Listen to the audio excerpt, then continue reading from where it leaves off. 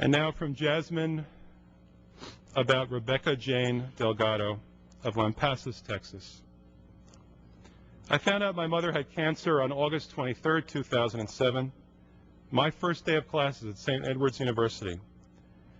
We were told there was an ovarian cancer in the final stage, but some treatments were still available, so we started with the standard, which is chemotherapy. I missed several classes going to sit with her while she sat amongst the other cancer patients at the oncology center. The first chemotherapy didn't work, so we tried a different one that required a special port implant. Blue Cross Blue Shield didn't approve the implant, so I used what was left of my financial aid for school to pay for her. That didn't work either, so we started going to special oncology hospitals looking for alternative treatments. We got a nutrition plan and some pills, but everything else was experimental. The treatment centers wanted upwards of $100,000 for some new treatments that were available, but we didn't have that kind of money. I don't know whether the experimental treatments would have worked or not. Sure would have liked to try. My mother died last November. I lost my mother and I'm only 23 years old. I have no other family. I spent Christmas alone. I would do anything to ensure this never happens again to anyone else, ever.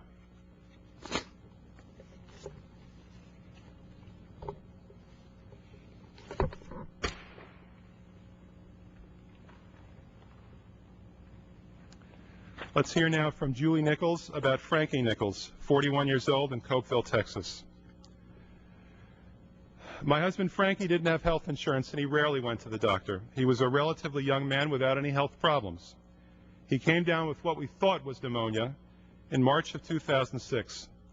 I got him to a doctor because I had coverage through my job, but we couldn't afford the additional $500 monthly premium to include him. He went to the doctor in April of 2006. After treating him for 3 weeks because he didn't have coverage, we were out of pocket $2,000. A CAT scan was done which determined that he had lung cancer. The doctor advised us to go to a public county hospital because they were not equipped to provide treatment. The county we live in does not have a public hospital, so we went to a different county hospital elsewhere in order to get him seen.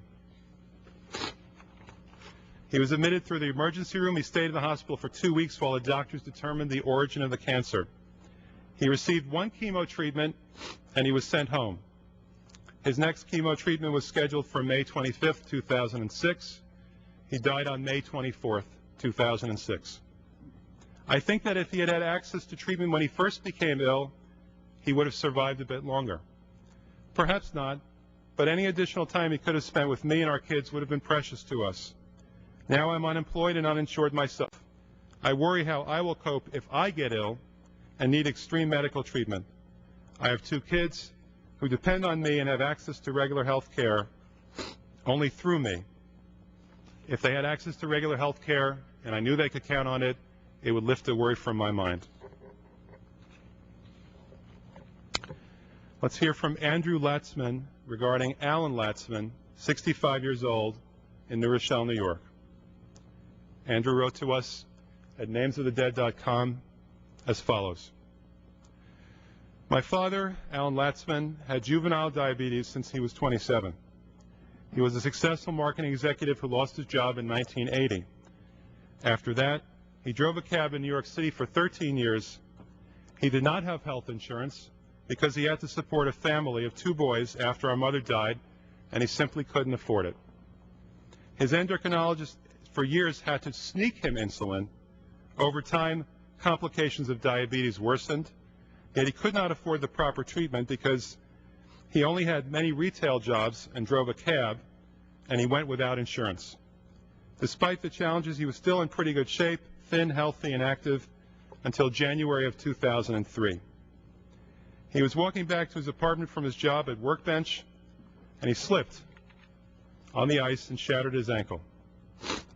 At this point, he did have insurance through his employer, and he went to surgery and repaired his ankle. But soon after that, Workbench filed for Chapter 11, and while they said they would pay for their employees' health insurance for up to 6 months after termination of employment, due to their bankruptcy. The owner instead took all the money he'd promised to allocate to insurance, and he pocketed it.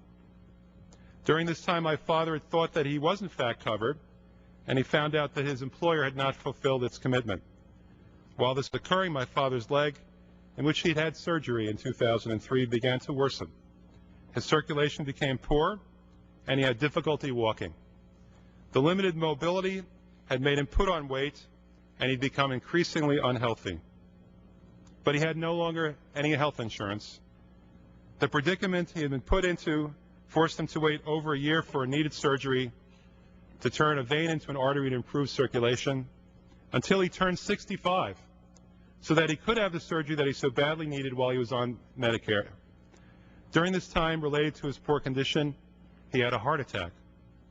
This heart attack was found in a stress test prior to his leg surgery, but the endocrinologist never disclosed that he had a previous heart attack before the leg surgery. My father went into surgery not knowing the seriousness of his situation, and after his surgery he had a heart attack post-op, and he never recovered. He was hospitalized for 3 months in extreme pain.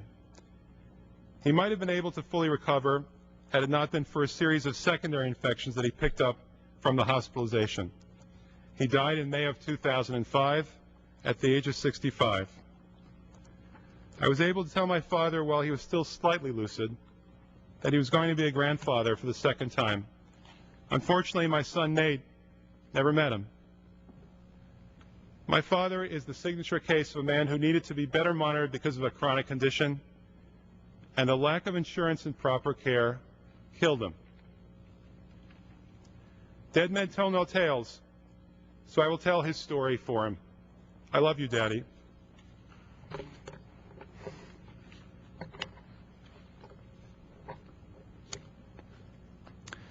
Now let's listen to Clifford Theus about Charles Theus, 62 years old, Plant City, Florida. Carl, as we called him, was a kind and passionate brother whom we all loved greatly. He had spent 25-plus years employed by a trucking company in Tampa, Florida. One morning he arrived at work to find that the gates had been padlocked, a handwritten note alerting all employees that the company had folded. No other warnings were given, and in what seems like the fashion today, there was no compensation for anyone. He had some 401k money, enough to survive on, but health insurance was at best a dream for him then. Being in his late 50s, he found it rather hard to secure employment, so he opted to retire on a minimal SSI. He had spoken to me occasionally about the high cost of medical care now, but never mentioned that he was a living time bomb because he had a dangerous heart condition that required treatment.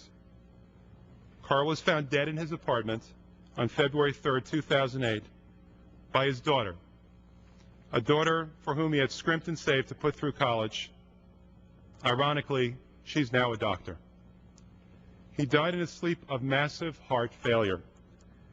During the following days, his family found several unfilled prescriptions dating years back that, if filled, would have certainly saved his life or at least extended it, but due to the cost, he could not afford the medication. He had paid for doctor's visits out of his pocket, only to discover that he was doomed to die. Ladies and gentlemen,